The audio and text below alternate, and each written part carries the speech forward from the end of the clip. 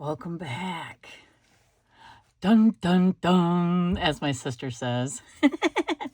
Anyway, stay tuned. We're just going to look at some cards and have a little chat. I'm actually going to do my sister's recent tag that she just created. I'm going to do both parts in one and try to go through it quickly. So thank you for being here and stay tuned. No, God! No, God, please, no! No! No! No!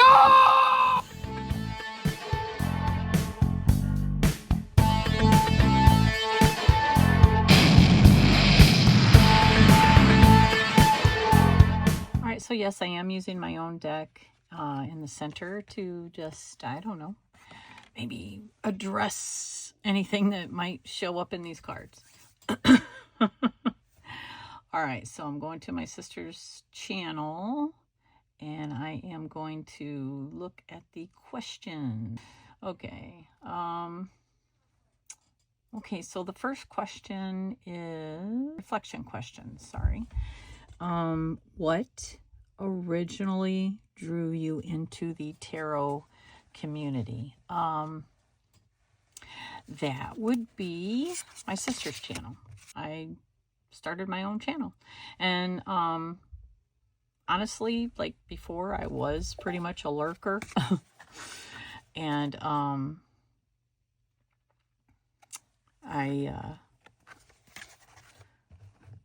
don't know if they're all like that. We'll see. I thought that, you know, that was enough type thing to just watch. I wasn't really commenting. So having my own channel, then I realized that's what the community is. It's actually supporting each other, watching each other's videos. It wasn't just lurking and not that there's anything wrong with that either. It's just that I really didn't realize what the community was. And then I started, you know, finding such joy and comfort with actually having a community that I had lots of things in common with, whereas I didn't really have that a lot at home, you know. So yeah, I'd say it was Rachele's channel, and then seeing what the community meant to her was very inspiring to myself to have my own channel and then actually participate, not just being a lurker. It drew me in, and I'm grateful for that. So the next question is, what has being part of TarotTube taught you about yourself? Quite a bit. I mean, so much stuff happened from the time I started my channel to now, and there have been lots of lessons in that. And it's taught me that I'm very opinionated. I do like to speak up for people that don't use their voices as much, because, you know, I do see topics that I come across that I'm passionate about, and I want to, you know, share my voice on it. So I find that I like to do that. But, you know, I know that I'm opinionated and passionate in my beliefs, and my beliefs are always ever changing. So sometimes my passions are too, that, you know, that it's okay to grow, that it's okay to change your mind on something. It's okay to be authentically upset about something. It's okay to just be me, and it doesn't matter what anyone else thinks. So it's like, you know, I don't know, how do I frame that as what it's taught me, that not everybody's going to like that either. And that's okay.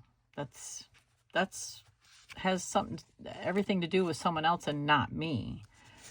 And TarotTube has definitely taught me that. Let's see.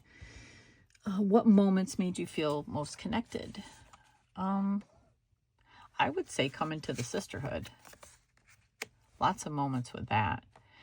You know, for those that know about Rachele and I's journey, we were estranged for a couple years.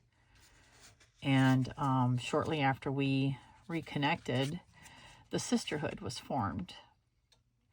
And, well, I think these go really well together, by the way. And within that, I've connected with a small group of women that I think we've grown to, like, we don't judge each other. We just say what's on our minds in there, and we talk about things. And we talk, some of us might even have different opinions on stuff, but we're not in there like, you know, beating each other over the head for not sharing the same opinion. You know, it's just been a really safe place, and it's women supporting women. And I think that men can do that too, but I never had that as much as I've had it with the sisterhood. You know what I mean? Because I've had lots of male friends. You know, I'm also a musician, and for like 20, 30 years, that's, you know, that's what I did. I performed with a band and wrote music and stuff like that. So all the band members were male. And, you know, of course, I became friends with them. I have a lot of female friends that are just, you know, people I've worked with over the years. People, you know, and I consider them friends, but I can count on one hand how many close female friends I've had. And they're lifers. They're like my sisters now, honestly. But the ladies that have been in the sisterhood, I think have taught me what real connection is without judgment, you know, because it's like when you know somebody long enough, they become like family, you know what I mean? And I'm not saying that's like, that's not how the sisters and I are now, because I think we're headed that way. And I think it is, what they're teaching me is that as I grow, I have these past versions of myself, right? And I have people that I've known in my life that are still connected to those past versions, because, you know, I might have grown from that, but there's still something in them that is validated by the past version of myself. So this sisterhood has kind of taught me that it's okay to be all of that. It's okay to have those past versions of yourself. It's okay. And it's good that you're growing, because it's showing that they're accepting all versions of me, because that's who I am, you know. And that past version of me might still exist somewhere, and it might exist in that other person's, the way they see me. And that's entirely okay. But I do like having the connection that I have with the sisters, because I also like to be, I like that it's okay to move past a past version of myself. And there's so much safety and acceptance in that. It's like a warm hug every time I check in. And I'm so grateful for that. What lessons have helped you grow, even the uncomfortable ones? Now, we are talking about tarot. So the lessons that have really made me grow are the hard ones. And with the with the tarot community, there are always somebody's usually talking about something. Something big is going on, and it's taught me that, again, we're not all going to agree on everything. But for me, all opinions are welcome. And I've gone through growth on my channel in my personal opinions, that I don't need to be validated by someone else because my opinion doesn't match theirs. And that's been quite the journey, because I'm very opinionated, and I would love to be validated in my opinion. I think, who doesn't, right? But I don't let that drive me anymore. I'm okay with someone else's opinion not matching mine. And if it does bother me, well, then I've got my channel to talk about it, you know. But honestly, the biggest things that bother me are just the division, you know, somebody shaming somebody for not sharing in their opinion. And then you get that whole herd mentality. It's like, yeah, those are things that I've learned too. I learned by watching. What's that? I learned by watching you, Mom. Yeah, I learned by watching what's going on in the community. And I kind of decide for myself if that's something I want or not. And sometimes it's uncomfortable because usually whatever I'm drawn to says more about me than it does about any content creator. So I think because, I mean, we know what we're doing when we put out certain types of content. So yeah. How does the tarot community feel to you right now? That's a loaded question. I think right now it just depends, like if I'm watching, which I've reined myself in, I don't watch a lot of stuff because, as far as like the people that come to my channel, I try to definitely, get to theirs ASAP and show my support. Stuff gets in the way. Yes, it always does. But, that's my ultimate goal, is to give support where I get support. And, but the good thing is I resonate with, most of that, and actually probably 100% of it. Cause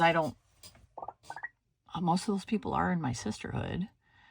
There's a few definitely outside of it, but I still, I think if they're watching my channel and commenting, they feel safe enough to do so. Chances are we're probably like-minded, and I do think that that's a small group of people, but I'm okay with that because, I think every channel is going to have haters because those are the people that, don't agree with you, but yet for some reason they find themselves there on your channel. See, I don't want to be that anymore, and I have done that. That's another uncomfortable lesson I found out about myself. It's like, do I really want to be watching this?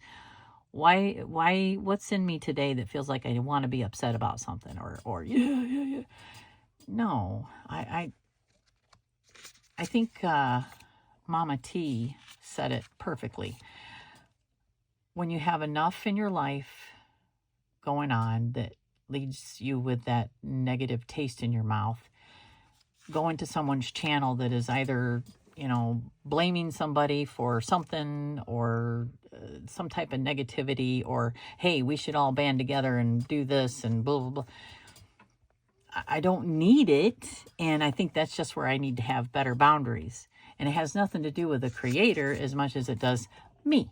It's all about me and how I feel. And, if it's just something I can't handle, if it's too much, then I know I need to stay away from it. And that's just all there is to it.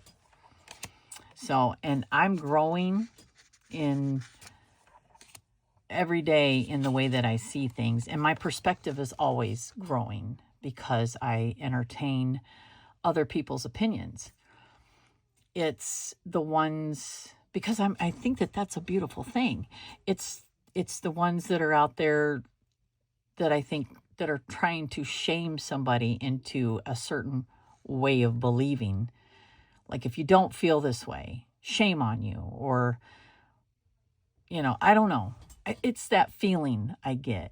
And I usually will feel it right away from what somebody's trying to say.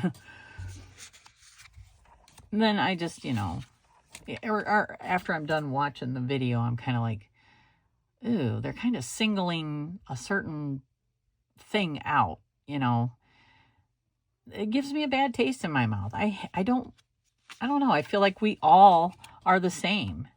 So maybe it's a superiority thing or something, like, I don't know. I don't want to say anything bad. I just know how I feel after watching certain videos that I just don't want to do that to myself anymore. So then there is a tarot spread. I think I'm going to save that. We're going to go on to the part 2. And let's do that. Pull up those questions. The online. All right. So the next part of the questions. What kind of tarot content do you want to create in 2026? Well, I did have a video talking about that. And I think that one, I'm going to focus on more palmistry. I have a video that's going to be coming out about psychochirology. I hope you watch it. It's short. Yeah, and like less judgy stuff, because I can be very judgmental. But I don't want to project that. That's not where I'm coming from. And that's another good thing too. I think sometimes when we are, when we're feeling very judgmental or superior in our thinking, we're idealizing our own opinions. It comes off very judgmental. And me being a judgmental person, I tend to fall into that trap. And it just, I don't know, it's like a vicious cycle. I don't want to continue to do that. I don't call it spiritual bypassing. And I think I've heard people say that, like, if you're denying it. Well, no, but that's mine to sit with. And I sit with it. I'm being actually open and honest and talking about my darkness. I think that's all right. But I'm not going to point my finger at someone else for my darkness. You know what I mean? I think that's bypassing. You're bypassing your own shit, so to speak, by pointing the finger at someone else, blaming them for this or that, or whatever. We've talked about AI in the community, blaming AI. I don't I don't support theft in art. There's, AI has its own issues, and I totally understand it. I absolutely do. I'm just not going to shame somebody else for what they do, because why? That means I think I'm superior in my opinions? No. I don't know why somebody does what they do. And I'm not going to pretend like I do. I know why I do what I do, and that's the only thing I can speak on. So, and that's a lesson I learned about myself. So if I'm watching someone else, again, blame AI, it just kind of, I don't know. I feel like it's still being judgmental and coming from a superior point of view, because I think there's a lot of things that make people artists. And being someone who's always been an artist, I know that, and I know how it feels. And I don't know. I don't dig that argument. I understand the whole concept of plagiarism and taking jobs away from artists. But I'm an artist, and I still have a job, and I still, am creating, and I have no desire to shame somebody, because again, I just don't know where their motivation comes from. And I'm not going to know that. I'm never going to know that. And I'm not going to assume that I do. So for me, yeah, that's the kind of stuff I probably going to stay away from, What kind of tarot content do you want to watch more of? Anything that makes me reflect. Anything where somebody feels really good about something they did, somebody that's sharing their passions. I can watch the news, and I even question the news when it comes to, stuff going on around the world. I can watch the news and get a good idea of that. And, but for someone to tell me their opinion of what's going on around the world, I can watch it, but it's, I still question it, put it that way. I know my own, where my mind goes most of the time, that I would rather get the news on world events from more than one source, because I'm going to form my opinion from that, and I know that I prefer to have an informed opinion, especially on world events, if it becomes a little bit political, because I just don't trust media, for all the reasons that people don't like AI. Well, that's the reason I don't trust social media, because I don't know where that news is coming from. And And I feel like it's a little hypocritical to not see that. So I might continue to stay away from that. And that's really all I can do for myself, you know. Let's see. What kind of tarot content are you ready to disengage from? I think it is anything that is trying to shame someone else for their practice, something within their practice. If it's their tarot practice, if it's their witchy content, which this is more for the tarot community. So anything that is doing this or like trying to herd a group of people into shaming somebody for how they're practicing or whatever, I'm definitely ready to disengage from that, because it just gives me a bad feeling in my gut. Yeah, I'm all for people having their opinions, but I think we can have our opinions respectfully without shaming someone for having a difference of opinion. And I loved the tiny tarot hands. That was fun, and we made fun of ourselves. It did come out after seeing somebody kind of doing that whole thing with the, you know, I thought, well, that's a brilliant way to stand up for yourself, you know, and still have fun with it. You know, because isn't that what comedians do? It's shit you can relate to, right? To me, and it's not at anyone else's expense.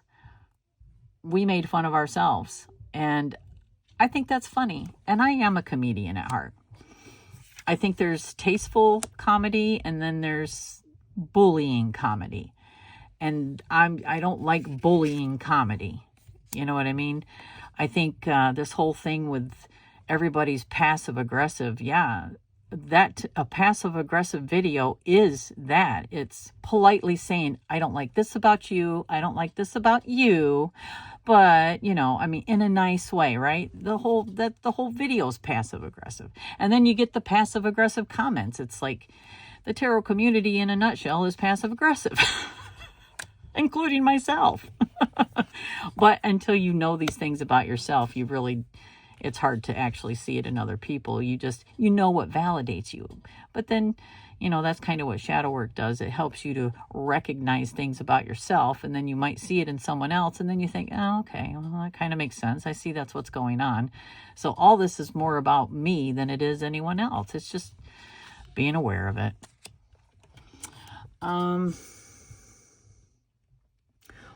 What values matter most to you in a tarot community? This and the message. I am very much invested in how people see their tarot. You know, the message from it, and what is it teaching about us? Because to me, tarot is a spiritual tool. It's a spiritual tool. It's how I connect with myself spiritually.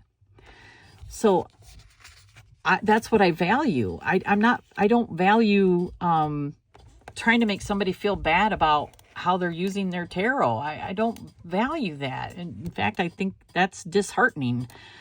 And but I do value how you see your tarot, not how someone else sees it, from, you know, how you see your tarot, and that's it. You know, instead of, I know that any creation of anyone's, no matter how they did it, takes time, and it becomes a piece of you. I have no desire to shame somebody for their personal creation. And for myself, you know, speaking of what I've made available, I try to keep things cost effective, or easy to access, because of and now you can watch me put these, sort them. Because I just was like, you know, putting them all together. So, gosh darn it. ADHD, squirrel. What was I saying? What was the question? Oh, value. I value how you see your tarot. not how you see other people's tarot. So, and I want to come to your channel and see you connect with your tarot. I want to see you talk about how you love what you're working with. If you have a real opinion about it, by all means, share it. You know, that specific deck you're working with, you didn't connect with it. Okay, but why shame the creator? Because it's more about you if you didn't connect with something than about the creator. So I hope you understand what I'm saying. It's like everybody's allowed their opinions, but how you feel is about you, not the other person. You know, I mean, I guess maybe I don't say things well, but I hope that you understand what I'm saying. That's the biggest lesson. I can have an opinion about anyone or anything, but that opinion comes from me. It's all about me. My opinion has nothing to do with the other person. So leave me a comment if you understand. Do you understand what I'm trying to say? Because I think that's where we divide ourselves. Well, I have this opinion and it has everything to do because of that person. No, it doesn't. Please correct me if I'm wrong. I do think that some people can be butt heads. And I think that there are things that happen, but butthead is probably a nice word. Like you can tell if people are just being horrendous, you know. But when you can't, when there's a question, you know, and you're getting an opinion from something or whatever, that opinion is about you. It's not about them. Okay, so enough on that. What boundaries feel important for you as a creator or a viewer? What boundaries is, again, knowing myself. You know, 2025 taught me a lot about myself. And being real, you know, not pretending that I don't feel a certain way when I absolutely do feel a certain way. And not all opinions are causing drama. Again, the drama is in my heart. I'm not causing anyone with free will to do anything. So my boundaries are, if I'm watching something that is causing myself to feel a certain way, that has everything to do with me. And I will put a boundary in place because of that, because that's my prerogative. It's my free will. If there's something that I can't handle that somebody is saying, well, then I understand that I need to have a boundary in place right now. Why? Because I also am a child care provider, and I have to be at my best to be able to give the best care, right? Because I'm sure we can all agree on that. If you're having a bad day, you're usually projecting from that place, and we see that a lot. So I either want to work from a place where I'm not always feeling that way, or I don't. Depends on where my mind is. Let's see. So boundaries are important in that aspect, you know, and it's a reflection of me. Everything that I create is a reflection of me. So I want it to be, you know, up to my standards, not anyone else's. And I don't want to be shamed. I don't want to carry shame. I mean, that's shadow work right there. I mean, we learn these things in childhood. And these patterns start becoming very apparent in our adult lives on why we gravitate towards certain things or what behavior we accept as acceptable. It's understanding those parts of ourselves. That's why boundaries are necessary. You're either ready for certain things or you're not. And if you're not, you need a good boundary until you are, and if you ever are. But that's only between you and yourself. Let's see. How do you want tarot to feel in your life moving forward? Again, as a spiritual tool.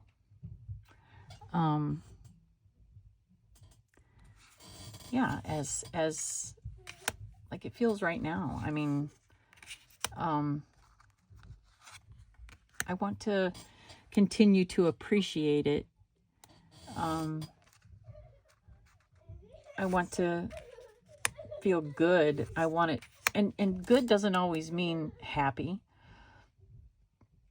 Good means like I'm benefiting. It's helping me because it is a spiritual tool for me. It's not just something pretty that I look at. I connect with it in my soul. I identify, my soul is my ego. It's, yeah, I'm probably not saying that right, but I think you get my drift. I'm going to assume you get my drift. If not, drop it in the comments. Let's talk about it. What kind of energy do you want to bring into the tarot community in 2026? It's just authenticity. And I think that's a debatable word, isn't it? What's authentic? It's just being real. Authenticity, in my opinion, doesn't always mean happy. It just means being real, but when I say authentic, I mean authentic with my intentions.